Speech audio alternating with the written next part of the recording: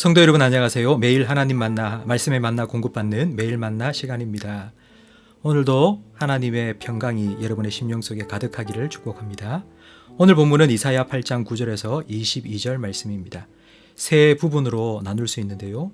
9절에서 10절 임마누엘의 은혜, 11절에서 15절은 임마누엘의 그늘, 16절에서 22절은 임마누엘의 소망입니다.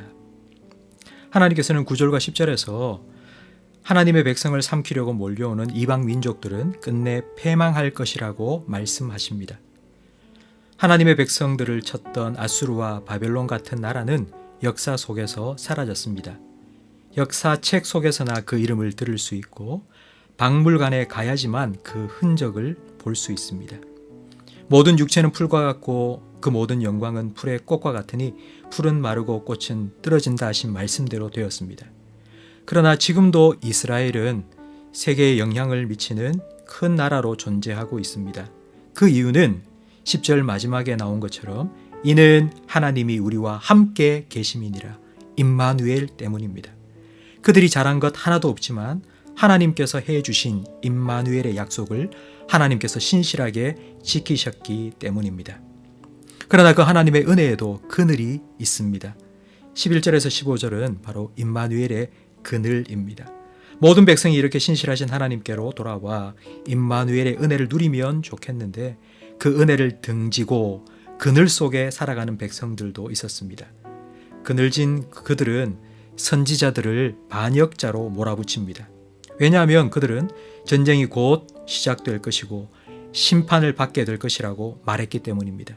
그래서 그들을 향하여 선지자들을 반역자라고 하지 말라고 말씀하십니다. 그리고 하나님이 경고하신 심판이 임할 때에 그것을 두려워하지 말고 하나님을 경외하라고 13절에 말씀하십니다. 이렇게 하나님을 경외하며 신실한 성도들에게는 14절 말씀처럼 하나님께서 성소가 되어주시고 그들과 함께 하시는 임마누엘의 하나님이 되어주시지만 하나님께 등지고 그늘 속에 살아가는 백성들에게는 하나님께서 걸림돌과 함정과 올무가 되실 것입니다.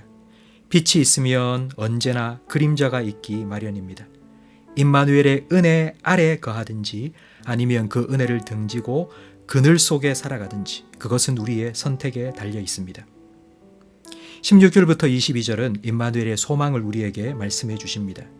때로는 하나님께서 징계하실 때에 얼굴 빛을 어둡게 하시며 얼굴을 우리로부터 돌리시기도 하지만 그래서 캄캄한 밤이 된 것 같고 하나님이 보이지 않는 것 같을 때가 있지만 그때에 우리는 17절의 믿음의 고백을 하나님께 올려드려야 합니다. 야곱의 집에 대하여 얼굴을 가리시는 여호와를 나는 기다리며 그를 바라보리라. 다시 우리와 함께 하실 하나님, 그 임마누엘의 약속이 우리의 소망입니다. 그때까지 16절 말씀처럼 하나님의 말씀을 간직하고 지켜야 합니다. 그리고 18절 말씀처럼 세상 속에 살아가면서 징조와 예표의 삶을 살아가야 합니다. 하나님 말씀을 믿고 그 말씀대로 살아가는 내 삶을 보고 하나님을 볼 수 있도록 살아가야 합니다.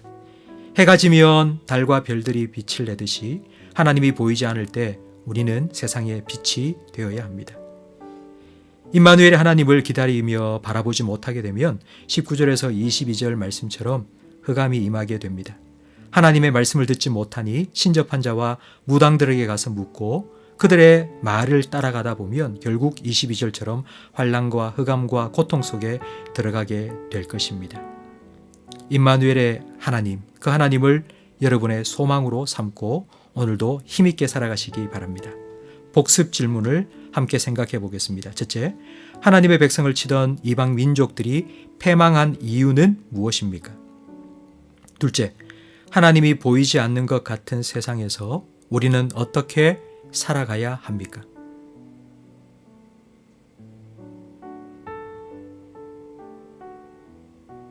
함께 기도할 기도 제목입니다. 언제나 우리와 함께 하시는 임마누엘의 하나님을 바라보게 하소서. 세상을 두려워하지 말고 하나님을 두려워하며 경외하며 살아가게 하시고 말씀을 묵상하고 그 말씀을 나의 소망으로 삼고 살아가게 해달라고 기도하시기 바랍니다.